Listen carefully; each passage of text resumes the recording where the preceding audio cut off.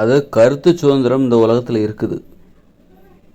ஆனால் அந்த கருத்து சுதந்திரத்தை இந்த மூட நம்பிக்கைகள் கைப்பற்றி விட்டது. புரிஞ்சுதுங்களா? மூட நம்பிக்கைகள் இந்த கருத்து சுதந்திரத்தை கைப்பற்றி விட்டது, மனித வாழ்க்கையவே கைப்பற்றி விட்டது. இந்த மூட நம்பிக்கைகள் என்ன பண்ணிட்டுச்சுன்னா மனித வாழ்க்கையை கைப்பற்றி விட்டது, கருத்து சுதந்திரத்தை கைப்பற்றி விட்டது. மூட நம்பிக்கைகளை அடிப்படையாக கொண்ட கருத்து சுதந்திரம். நீங்கள் அதற்கு ஏதாவது சொல்லிட்டீங்கன்னு வச்சுக்கோங்க, இப்போ கடவுள் இருக்குது, அல்லாஹ் தான் கடவுள், சிவன் தான் கடவுள், இயேசு தான் கடவுள், அவர் தான் உலகத்தை படைச்சார், சொர்க்கங்கிற மேலே இருக்குன்னு என்ன வேணாலும் சொல்லலாம்.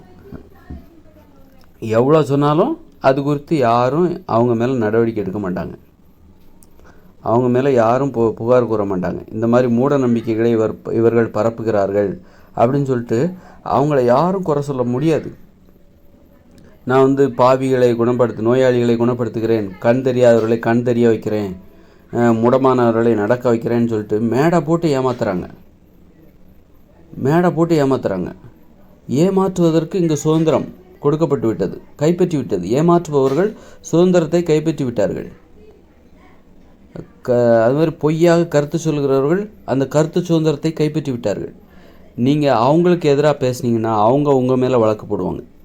இந்த மூட நம்பிக்கைகளுக்கு எதிராக, இந்த மக்களை ஏமாற்றுகிற மூட நம்பிக்கையாளர்களுக்கு எதிராக நீங்கள் ஏதாவது சொன்னீங்கன்னா உங்கள் மேலே வழக்கு போடுவாங்க.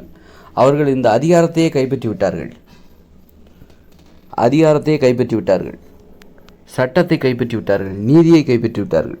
இப்போ மூட நம்பிக்கைகளின் கைகளுக்குள்ள இந்த சட்டமும் அதிகாரமும் இந்த சுதந்திரமும் போய்விட்டது. சுதந்திரம் இங்கே இருக்குது, நீதி இங்கே இருக்குது, சட்டம் இங்கே இருக்குது.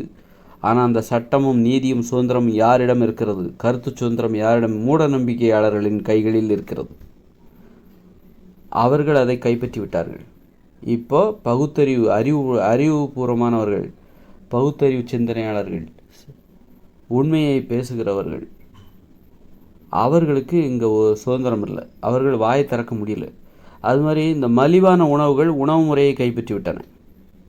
இந்த இட்லி பூரி பொங்கல் தோசைன்னு சொல்கிறோம்ல, இந்த மாதிரி மாமிச உணவு, இது உணவு முறையை கைப்பற்றி விட்டது, மனித உணவு முறையை கைப்பற்றி விட்டது.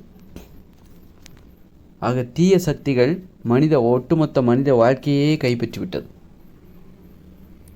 அதனால தான் இன்றைக்கி உண்மையை யாரும் பேச முடியல. உண்மையை பேசினா வழக்கு போட்டுறாங்க, அதிகாரத்தை வைத்து அடக்கி ஒடுக்கி விடுகிறார்கள். மக்கள் எல்லாருமே உண்மையை பேசுகிறதுக்கு பயப்படுறாங்க, கோழைகள் ஆகிட்டாங்க. ஆனால் பொய்யை தைரியமாக பேசுகிறாங்க. கடவுள் தான் இந்த உலகத்தை படைச்சார், 3ஆம் நாள் உயிர் தெழுந்தார், 4ஆவது நாள் வானத்தை படைச்சார், சூரியனை படைச்சார், 3 நாள் அதை படைச்சார், இதை படைச்சார். அப்போ ஒரு நண்பர் சொல்கிறாரு என்னென்னா, இந்த ஃபேஸ்புக்கில் கூட வந்தது, அப்போ 3 நாள் 3 நாளுங்கிற கணக்கு எப்படி வந்தது? சூரியனை 4ஆவது நாள் படைச்சாச்சுன்னா இந்த 3 நாளுங்கிற கணக்கு எப்படி வந்தது அப்படின்னு கேட்குறாங்க. அந்த அளவுக்கு கேட்குறவங்க கேனையனாக இருந்தால் இந்த மாதிரி எலியும் ஏரோப்ளேன் ஓட்டணுங்கிற கதை தான் அது. அந்த அளவுக்கு தான் இந்த கருத்து சுதந்திரத்தை அப்புறம் இந்த கருத்து சுதந்திரத்தை மூட நம்பிக்கையாளர்கள் கைப்பற்றி விட்டார்கள். அவர்கள் இப்பொழுது சுதந்திரமாக பேசுகிறார்கள். மற்றவர்கள் அறிவுடையவர்கள் நேர்மையானவர்கள், அவங்கெல்லாம் இப்போ என்னென்னா வாயை மூடிக்கிட்டு உட்காந்துட்டாங்க.